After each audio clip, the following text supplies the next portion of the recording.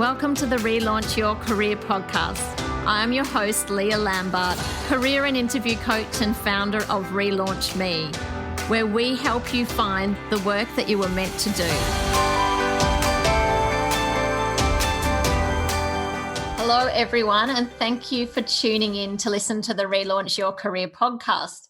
Today, I am delighted to welcome back Nicola Crocco, executive recruiter and co-founder of Melbourne-based recruitment agency Talent Effect. Some of you may have heard Nicola on a previous episode where we talked about how you can take your interviews to the next level.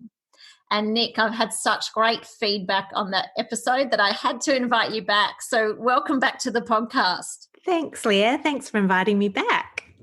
So Nick, I asked you on today to talk about cover letters because I think I get asked several times a week by clients, do I still need to write a cover letter?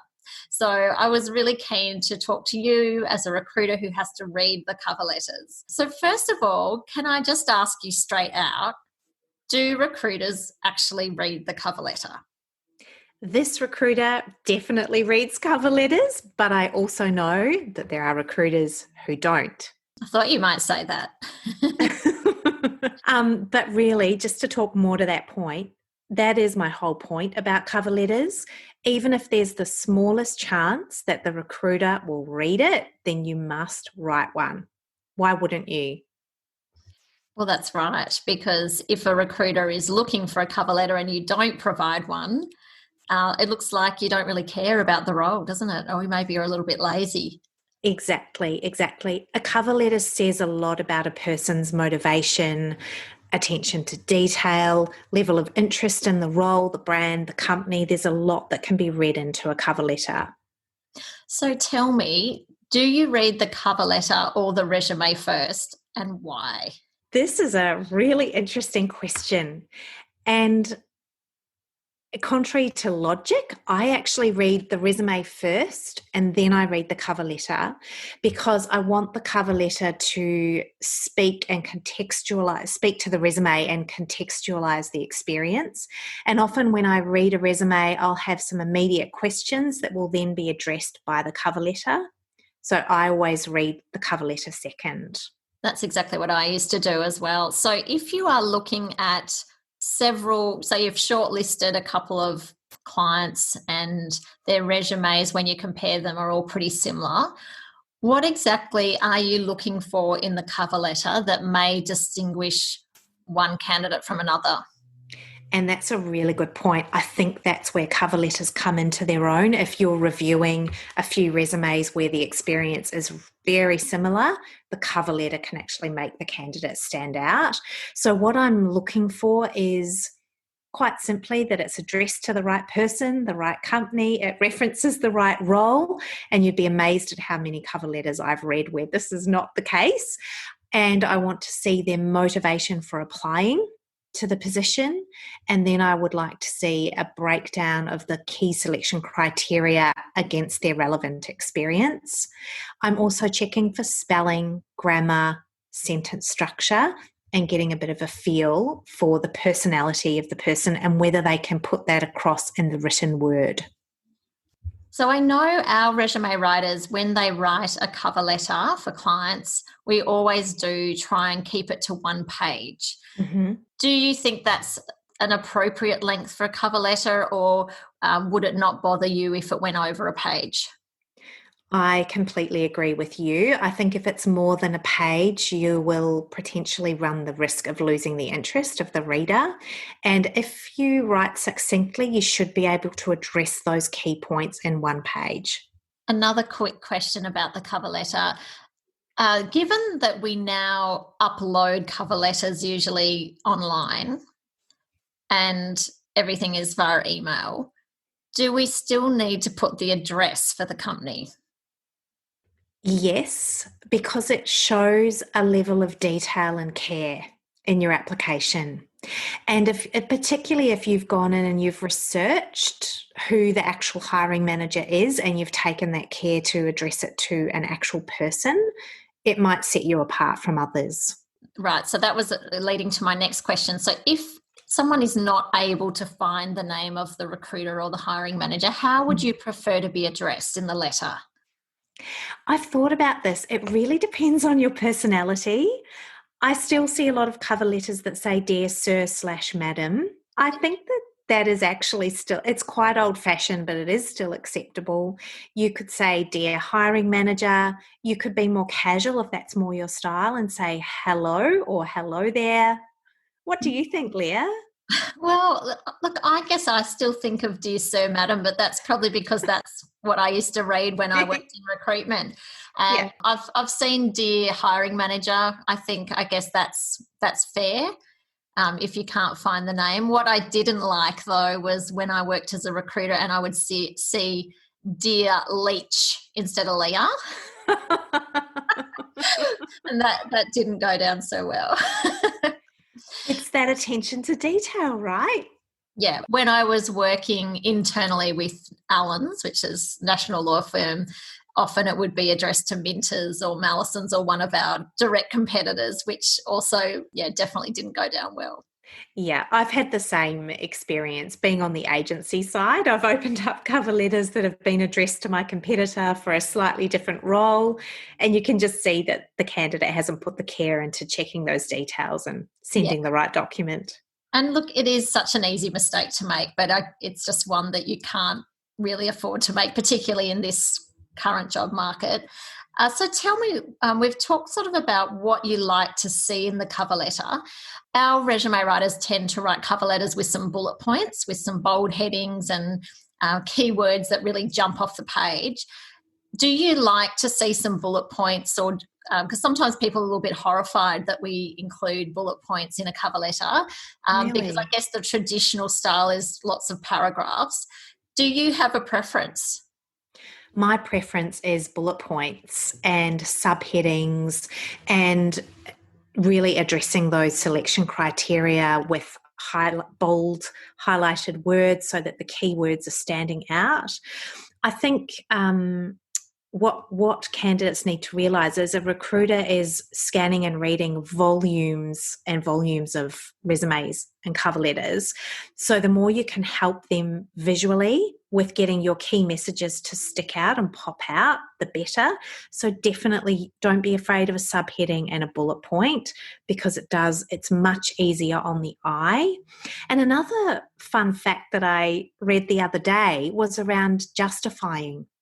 So apparently it's much easier for your eye to read a paragraph that is aligned left and not justified, because your brain can then chunk down the information and see where the thoughts begin and end.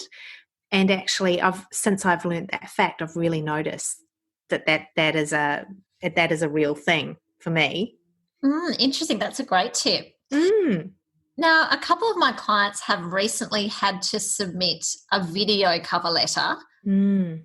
and I'm someone that I've always found video a bit of a hurdle. It's something that I don't really enjoy, particularly talking into a computer screen when no one's at the other end.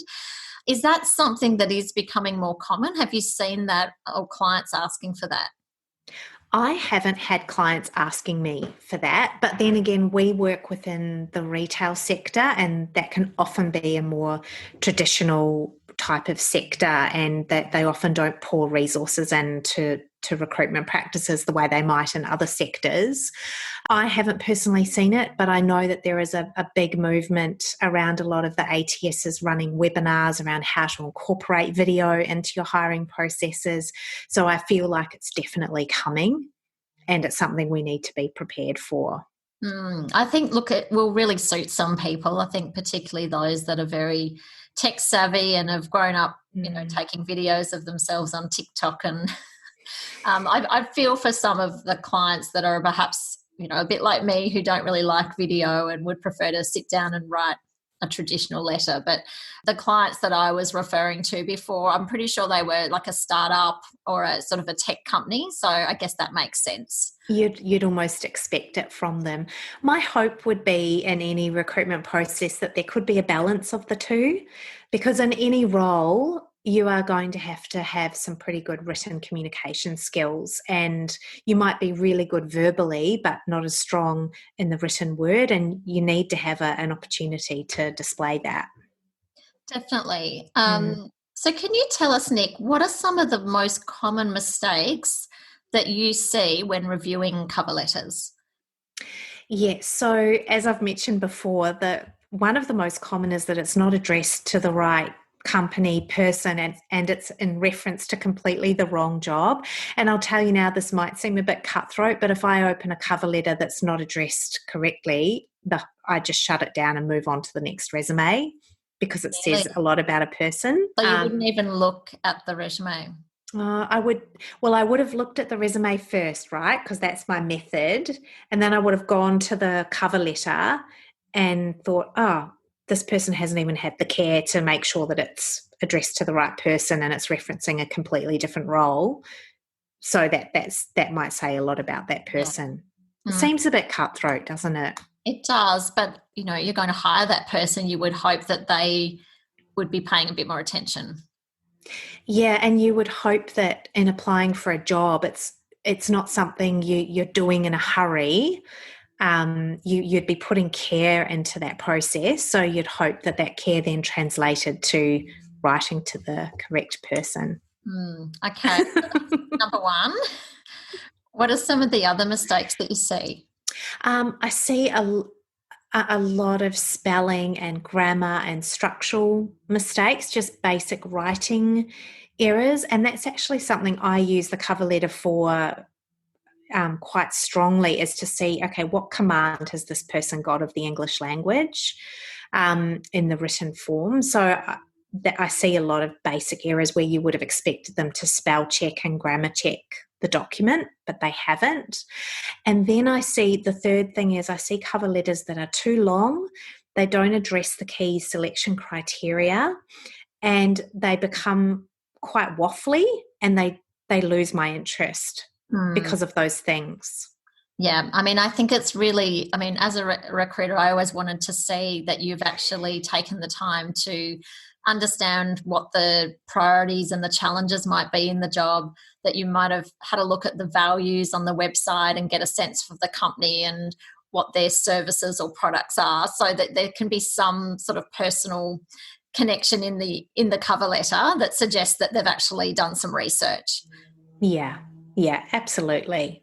A lot of our clients are applying for jobs where there is a requirement to write a cover letter, to upload their resume, and to address key selection criteria in a separate statement. So obviously this is more government type roles. Yeah. If that is the case, do you have a sense of how detailed that cover letter needs to be? Would you still provide as much detail as you would normally?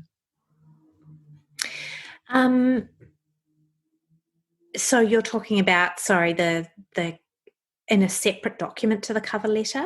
Yeah, so they've asked for a cover letter, the resume, and a separate statement to addressing key selection criteria separate, which can be like a 2 or 3 page document.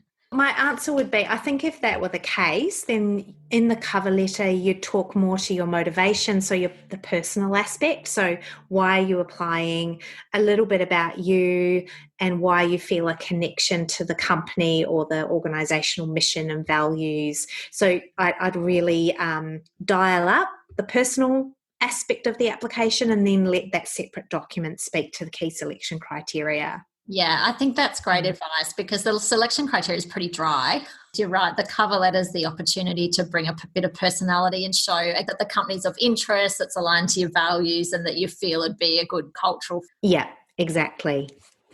Is there anything else that you think candidates need to be aware of, particularly in the current job market, when they're submitting cover letters and resumes? One little tip that might help candidates, if they are going to put effort into a cover letter and inject a bit of personality in there, you could consider copying and pasting it into the front of your resume, so that it's one document, so that then the recruiter only has to open one document, and they're almost forced to read the cover letter before they get to the resume in the one document. That's an interesting idea. I haven't actually thought about that. I have seen that before. Mm, It depends, I guess. Usually you could probably just upload the one document, couldn't you? It doesn't have to be two documents. correct. So that could be one way of getting around those recruiters that might be less inclined to read a cover letter. I think, in a role where you're going to be up against a lot of applicants with similar experience, you're just looking for those opportunities to make yourself stand out and be a little bit different. So maybe that would be one way to sort of push the dial in your favour. You were to paste your cover letter into the top of your resume. So when I worked in recruitment, I remember reviewing all the resumes in hard copy. Yeah, those were the days. It just seems crazy now. So I always had my highlighter and my list of things I was looking for. So obviously I assume you're reviewing everything online these days. Yes, in an effort to save the trees, yes. Yeah. So does that mean that having a nice format and a nice template rather than it sort of looking like a complete mess, that's important visually for you to see a nice clean document? Definitely, because our eyes get very tired of looking at a screen all the time.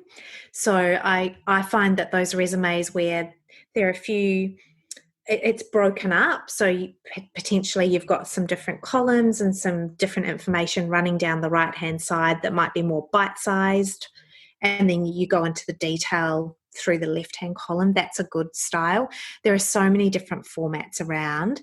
Equally, though, I've seen that taken to the extreme where there's too much information loaded into one page. I think some of those resume templates, they're beautifully designed graphically. I guess the issue is whether they're actually applicant tracking system friendly. Yes. Whether they can actually read them. Often you see graphics representing the skills. They might be on a little graph or, all sorts of little graphics. And I just feel I wouldn't be confident that a system will actually be able to read those. And pick those up. Yeah, there is a lot to be said for a good old-fashioned style of resume, and you can still make it look professional in the font that you use, etc., and the formatting, but there is a lot to be said for that for sure. Yeah. Okay. Well, look, thank you so much, Nick. It was just a short interview today, but I think there's some great tips there for our listeners. It is something that I get asked all the time, so I hope that has helped some people out there. And thank you for coming on the podcast again and sharing your wonderful tips. Thanks, Leah. Thanks for having me, and I hope that, there are some pearls of wisdom there for some people. I'm sure there will be. Thanks, Nick. I hope you enjoyed this episode of Relaunch Your Career. If you did, please subscribe, share with your friends, leave a review, or connect with us on social media at Relaunch Me Career Consulting. If you have any questions about the episode or the work that we do, then contact us via the website relaunchme.com.au.